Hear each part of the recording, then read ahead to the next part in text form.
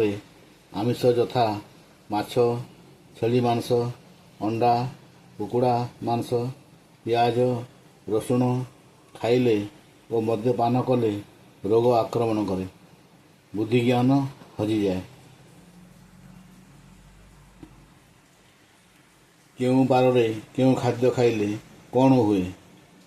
ରବିବାର ନିମ୍ବ ପିତା, ପୋଇ, ବିରି, ଆମିଷ, ମଦ୍ୟପାନ, ନାଉ, ଆମିଷ, ମସୁର ଡାଲି ଖାଇଲେ ବାୟୁ ବର୍ଦ୍ଧିତ ରୋଗ ସଂକ୍ରମଣ ହୁଏ। ସୋମବାର ଶିମ୍ବ, କଳମ୍ବ ଶାଗ ଓ ଶିବ ଭକ୍ତମାନେ ଆମିଷ ଭୋଜନ କରିବେ ନାହିଁ।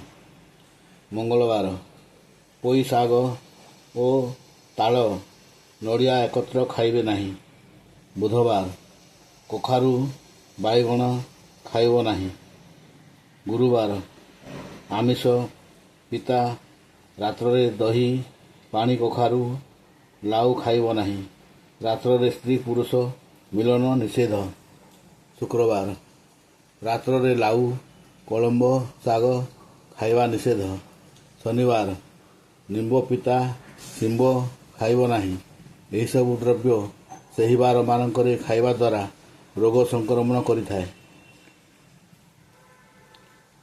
କେଉଁ ତିଥିରେ କେଉଁ ଖାଦ୍ୟ ଖାଇଲେ କ'ଣ ହୁଏ?